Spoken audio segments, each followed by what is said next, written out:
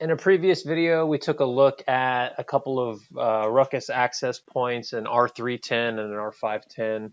We logged into the CLI and we looked at the current firmware versions that were on these access points. And then we kind of showed the process to establish a connection to a SmartZone controller via CLI commands. Right now, what we're looking at, we've got a couple of access points now showing up in the staging zone from those commands.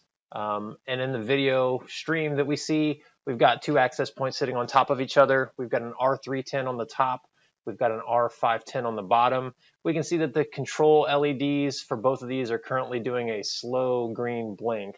So what we're going to do is kind of look at the process for moving these things into a zone and take a look at kind of what happens when we do that from a firmware and from an LED perspective. So right now, these APs are sitting in the staging zone, which means they're not assigned to any WLANs. They're just ready to be deployed into the SmartZone system. We're going to be deploying them into the demo zone 1, which is under the demo domain. I want to just briefly take a look at the settings of this zone, just so we can see kind of what's going to be applied to access points that join this zone.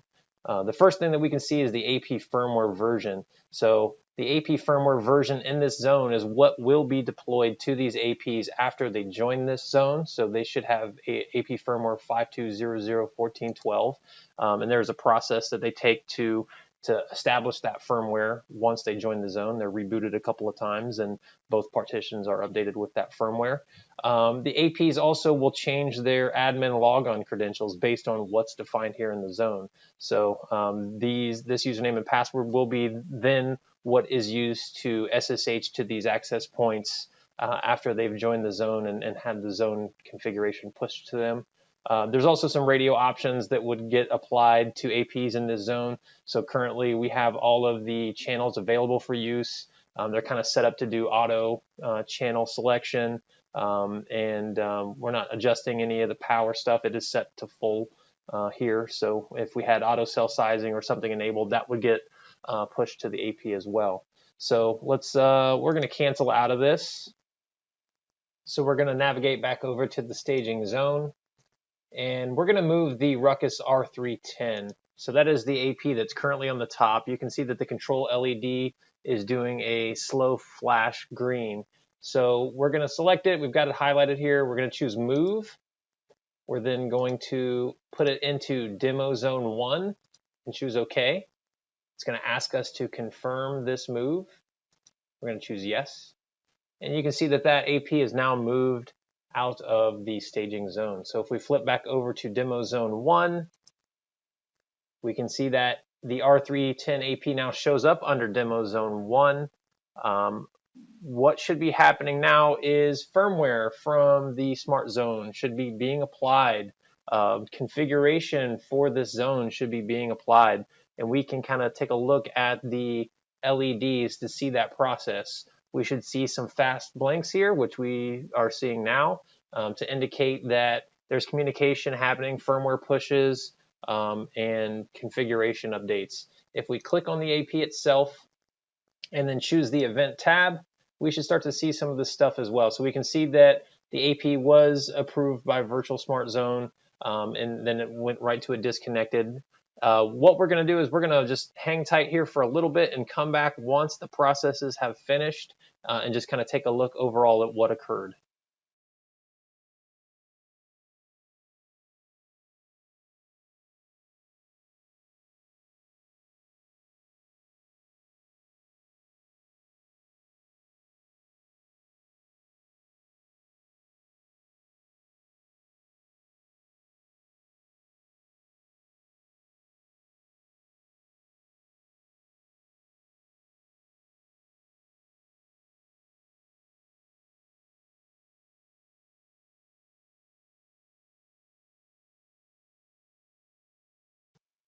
So the AP has finished updating and applying firmware and pushing configurations.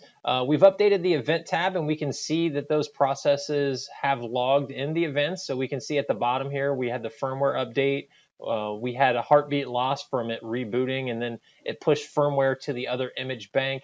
It then applied the AP configuration from the zone. There is a WLAN that was associated with that zone, so it enabled that, and then updated the configuration on the AP again, and then turned on the radios to get that WLAN propagated from that AP. So there were several transition states for the LEDs that we observed while this was happening. So as it was waiting to be let into a zone, it had a slow control LED blink. As soon as we moved it into the demo zone 1, we noticed that that LED went to a fast blink, and then it rebooted because it was pushing the firmware configuration. It then went back to a slow blink to wait for that second configuration update where it switched back to the fast blink. It then went back to a slow blink, and then we saw the radio lights come on, and they turned amber. And then shortly after that, the control LED went solid, meaning this AP is now fully managed and has the firmware and the configuration from the AP. Additional configuration updates. So if we were to change some stuff under a zone and save it, it would push that back out, and we might see that control LED fast blink again while it's pushing that configuration.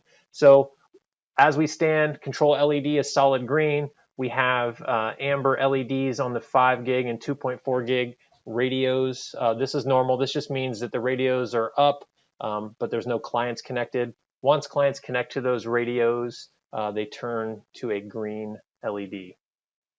Remember now that we pushed a configuration over that had a different username and password applied to the AP for the SSH, we now have to log in with those credentials. So let's log in with those credentials, and let's take a look at Get SCG, and we can now see that our AP is managed. It's enabled. We have the list of the server here. We see the state is in a run state. Let's do also a firmware show all. We can now see that both of these image banks, both image 1, it has the 52001412 code. So at this point, we verified that the AP has been onboarded and put into the demo zone successfully. It's now able to propagate those WLANs for that zone and accept client connections. The process for the